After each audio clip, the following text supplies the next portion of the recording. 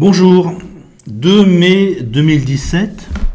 Alors vidéo un peu stressante pour moi parce que je vais dire du mal des lecteurs et non pas de militants. Donc si vous sentez que je me sens mal à l'aise, bon, ça viendra de là. Je vais essayer dans cette vidéo de montrer que l'électorat blanc girondin de Mélenchon a des tendances racistes et je vais ensuite parler des conséquences possibles politiques de cela. Je me base sur deux cartes. Les résultats électoraux de Mélenchon au premier tour de la présidentielle, les communes dans lesquelles il est arrivé en tête, ça c'est une carte certaine, et la carte des naissances à prénom musulman pour les enfants nés en 1996 et en 2016 en France. C'est une carte, vous pouvez retrouver ça sur internet très facilement. C'est une carte très probable parce qu'elle correspond à peu près au vote Front National. Donc voici le plan de ma tentative de démonstration et de mes explications. Dans un premier temps, je vous indique les faits troublants, les résultats électoraux qui m'ont amené à faire cette hypothèse d'un électorat Mélenchon blanc, girondin, raciste. Un peu de rappel historique après, sur le comportement de ces régions-là, des gens de ces régions-là. Je vous parlerai ensuite des fondamentaux anthropologiques des Français du Sud girondin et les perspectives d'avenir, les possibilités d'avenir de cet éventuel racisme des gens de là-bas. Les gens de là-bas, en gros, c'est la moitié sud de la France. En gros. Bon, avertissement, je vous parle toujours en gros et en tendance. Si je critique votre région, ne soyez pas blessés parce que vous serez forcément un héros. Si je critique votre région, votre classe sociale, ce n'est pas une critique de vous en tant que personne. Alors pour les gauchistes, aux gauchistes, je dis que ce n'est pas une vidéo anti-Mélenchon.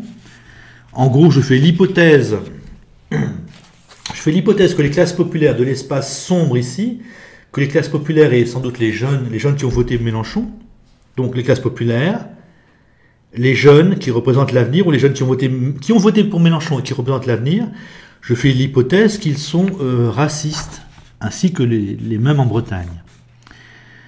Donc, si vous faites, vous les gauchistes, des commentaires insultants ou méprisants, je vous réponds simplement fils de pute ou fille de pute, si je crois que vous êtes une fille. Si vous faites des commentaires sans intérêt, je les efface immédiatement. C'est pas une vidéo anti-Mélenchon, c'est pas une vidéo contre France Insoumise, c'est simplement une réflexion profonde sur le racisme possible à venir dans l'espace sud-girondin, la moitié sud de la France, moins la ligne Marseille-Perpignan. Je ne sais pas grand-chose, j'admets parfaitement que je ne sais pas grand-chose, donc n'hésitez pas à faire des commentaires intelligents, argumentés, pour montrer que je me trompe. Donc en gros, j'y vais.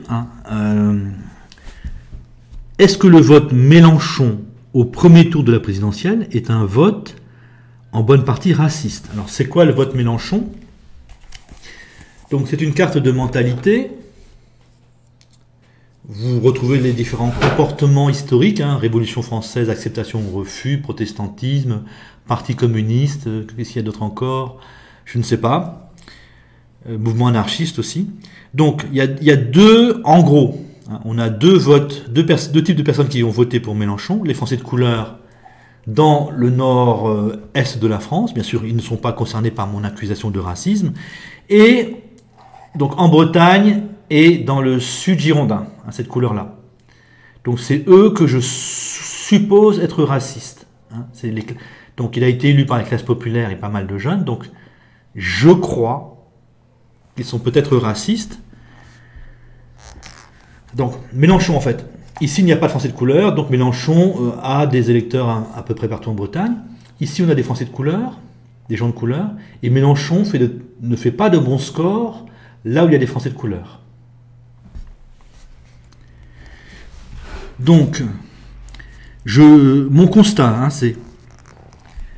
c'est que là où il n'y a pas de Français de couleur, et où c'est pauvre certainement, Mélenchon arrive souvent en tête. Et là où il y a des Français de couleur, et où c'est pauvre aussi, c'est le Front National qui arrive en tête. Donc c'est comme si, à 50 km de distance, le même type de personnes, avec la même situation sociale et la même mentalité, répéter les âneries de la gauche antiraciste pour voter, quand il n'y a pas de Français de couleur, Et une fois, quand il n'y a pas de Français de couleur avec eux, et une fois qu'ils vivent au milieu des Français de couleur, donc c'est le cas le long de la Garonne, et dans le sillon rhodanien. On a beaucoup de Français de couleur de Lyon à Avignon, et ça vote beaucoup Front National. Donc c'est pourtant le même, je suppose que c'est le même électorat et la même mentalité. Hein, ce ne sont pas des classes moyennes, parce que les classes moyennes ne vivent pas avec les Français de couleur, et en plus elles votent pour Macron. Hein, je suppose. Donc si le long de la Garonne ça vote beaucoup Front National, c'est pas parce que c'est des gens de classe moyenne, ça doit être des gens de classe populaire, comme d'autres personnes qui votent beaucoup Mélenchon, au-dessus et en dessous, à 50 km ou 100 km au-dessus ou en dessous, et qui, eux, donc, ne vont pas voter Front National du tout, vont voter pour Mélenchon. Donc c'est pas les classes moyennes ne vivent pas avec les Français de couleur, et elles ont beaucoup voté pour Macron. Est-ce qu'il y aurait un problème de mentalité? Est-ce que le long de la Garonne et le long du sillon rhodanien, on a une autre mentalité que ailleurs sur cet espace-là? Donc pour le sillon rhodanien, ça pourrait être possible, puisque à l'ouest, c'est le Massif central, et à l'est, c'est les Alpes. Le long de la Garonne, c'est plus délicat, parce que c'est quand même assez proche. Est-ce que le fleuve aurait amené une autre mentalité qui, elle, serait le responsable, la responsable du vote Front National? Alors c'est très simple, il est très simple de vérifier que, en gros, les gens ici ont à peu près tous la même mentalité, qu'ils votent Front National ou qu'ils votent Mélenchon, par le taux de natalité et le niveau d'instruction. En fait, s'ils ont à peu près le même taux de natalité et le même niveau d'instruction, c'est la même mentalité. Donc, donc vous défalquez la spécificité immigrée français de couleur, et vous regardez si on a la même mentalité, le même niveau d'instruction et le même taux de natalité le long de la Garonne et autour dans le sud-ouest. Autre chose pour montrer que c'est la même mentalité, eh bien, vous prenez des résultats électoraux d'avant l'immigration, d'avant la présence d'immigrés. Alors je ne l'ai pas fait, mais ça a toujours été un vote SFIO dans le sud-ouest, et je n'ai jamais vu qu'il y avait une exception pour la Garonne. Donc voilà, hein, il semble que dans cet espace-là, quand on est pauvre, quand on est ouvrier, employé ou jeune peut-être, et qu'il n'y a pas de gens de couleur autour de vous, vous avez tendance à voter pour Mélenchon. Et dès qu'il y a des gens de couleur autour de vous, alors là c'est tout à fait différent, ça a tendance à voter pour le Front National. Donc j'ai envie de dire qu'il y a peut-être là-bas du racisme. Donc je vais interroger cette hypothèse d'une autre façon. Donc dans le bassin parisien, donc l'espace blanc, ceux qui ne sont pas pauvres votent Fillon, et ils ont un certain discours immigré, hein, autour des immigrés, de l'immigration, du communautarisme et de l'islam. Mais ce discours de Fillon est à peu près est dans la continuité de celui du Front National. Il n'y a pas de contradiction. Hein, voilà. Dans le bassin parisien, c'est essentiellement du vote, c'est majoritairement du vote Fillon, du vote Front National, et le discours sur l'immigration est à peu près le même, ou est dans la continuité. Par contre, donc, dans le sud girondin, vous avez en quelque sorte trois discours. Macron qui est pour l'immigration, Mélenchon qui est, je suppose, pour l'immigration ou en adoration devant l'immigration et ses comportements, et vous avez un vote Front National qui est le contraire, qui est incompatible avec ça. Donc il y a quelque chose qui ne va pas. Il y a un vote Front National qui est incohérent avec le discours. C'est comme si ces gens-là, dans la moitié sud de la France, moitié sud girondine de la France, disaient « je ne suis pas raciste », et ils peuvent dire cela simplement parce qu'il n'y a pas d'immigrés autour d'eux. Et dès qu'ils ont des immigrés ou des Français de couleur autour d'eux, alors hop, ça devient un vote Front National. Donc je fais l'hypothèse d'un racisme qui n'est pas dit, qui n'est pas assumé, qui n'est peut-être même pas conscient. Donc ça, malheureusement, enfin, c'est surtout chez les Français des classes populaires de cet espace-là, mais je pense qu'on peut critiquer donc les jeunes qui militent pour Mélenchon, peut-être, que au fond d'eux-mêmes, ils sont assez racistes. Au fond d'eux-mêmes, en ne s'en rendant pas compte. Bon, un petit rappel historique pour titiller un peu les certitudes. Dans ces régions-là, donc, toujours les mêmes, les régions girondines, donc la Bretagne, Je n'ai pas parlé de la Bretagne parce qu'il n'y a pas de gens quasiment pas de gens de couleur là-bas. Donc Bretagne, Sud Girondin, Alsace et Nord-Pas-de-Calais, eh bien c'était les régions probablement, d'après ce que j'ai lu, qui étaient les plus antisémites à partir de 1900. L'ASFIO a été très impliquée dans la collaboration, et l'ASFIO c'est le sud-ouest plus l'extrême nord. Vous avez là-dessus un bouquin de Simon Epstein, E-P-S-T-E-I-N, titré Un paradoxe français, dans lequel il montre que les gens de la SFIO étaient plutôt antiracistes et contre l'antisémitisme dans les années 30, puis quand Adolf Hitler a envahi la France, beaucoup de gens, beaucoup de cadres de la SFIO ont collaboré avec Adolf Hitler.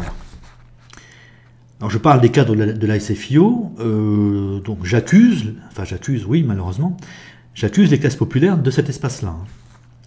Et j'ai toujours entendu que les classes moyennes catholiques avaient été fortement pétainistes. Alors ici c'est la SFIO, et autour de Lyon et en Bretagne c'était les classes moyennes, c'était catholique, donc les classes moyennes catholiques qui, semble-t-il, ont pas mal collaboré avec Adolf Hitler.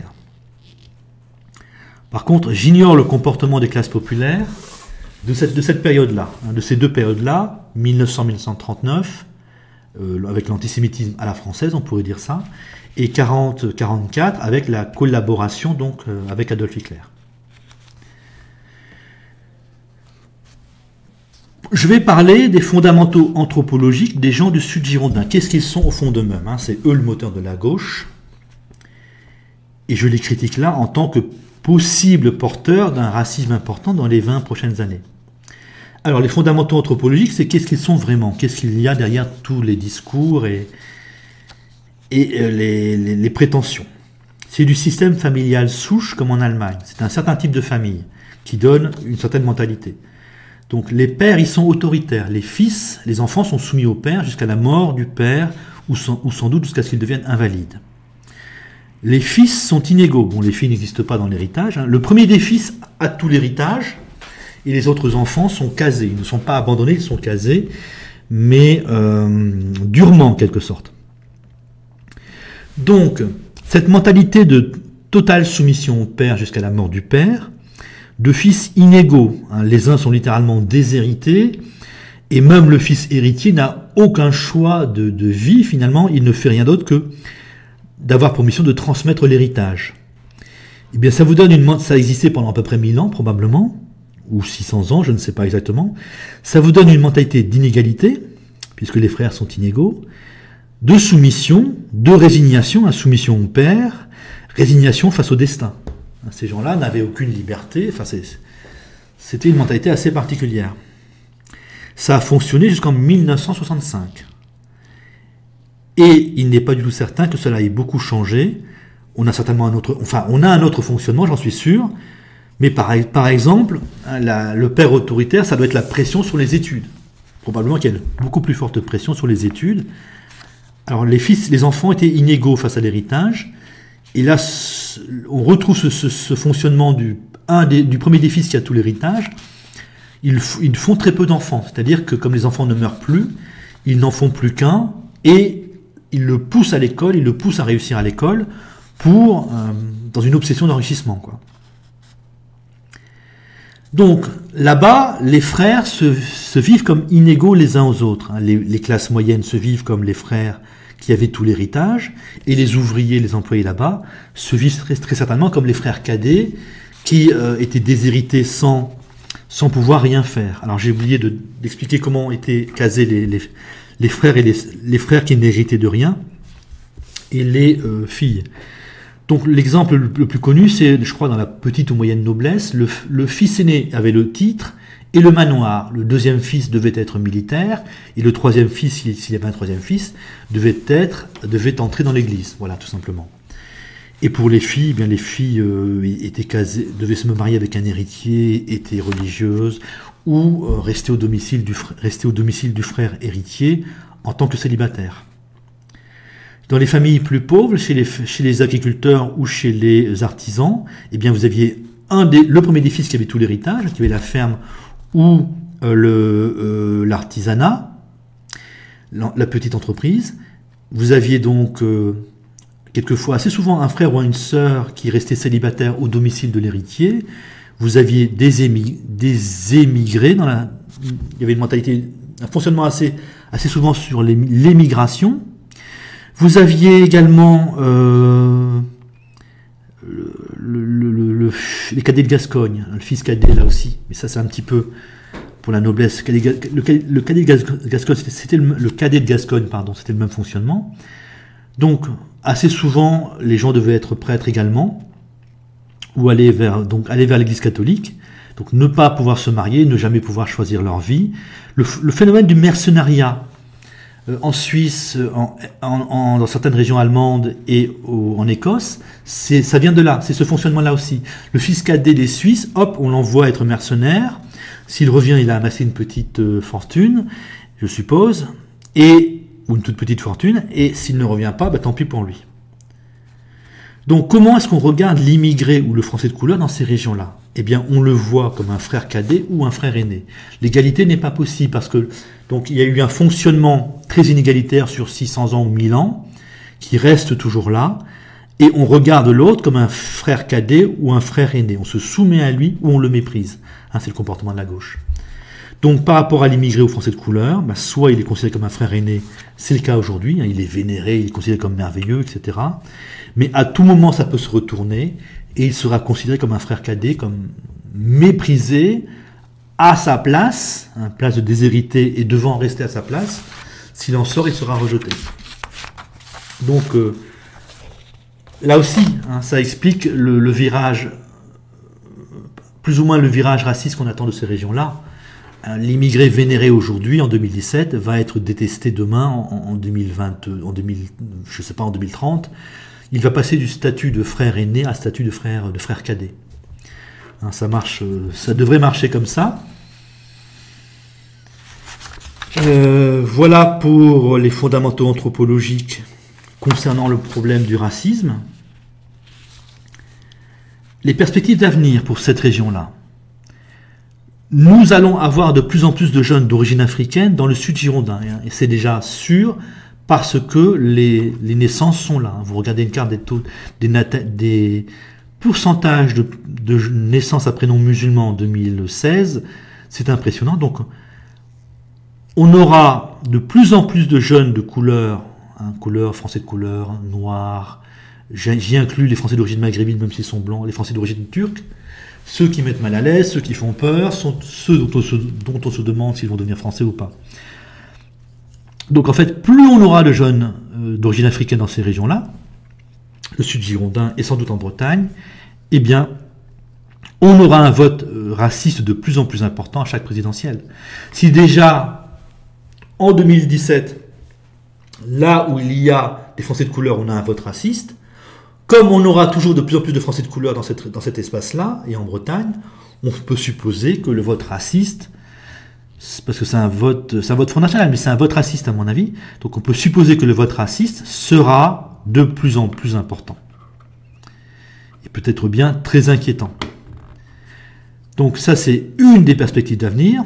Une autre, c'est si l'Allemagne passe au racisme, les Allemands sont racistes, eh bien on peut supposer que beaucoup de gens du sud girondin, et de Bretagne, enfin du sud girondin en tout cas, vont suivre.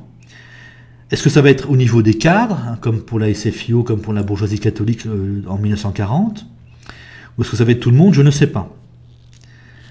Emmanuel Todd, dans son dernier livre dont le titre est « Qui est Charlie ?», dit que les classes moyennes girondines, donc Bretagne et sud girondin, vont aller vers l'islamophilie quand le rêve allemand sera terminé, sera mort. Donc que peut-on faire?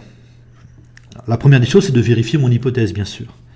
Donc si vous habitez pas très loin de là-bas, si vous habitez le long de la Garonne, vous essayez de voir, comprendre. Est-ce que c'est vraiment les mêmes électorats?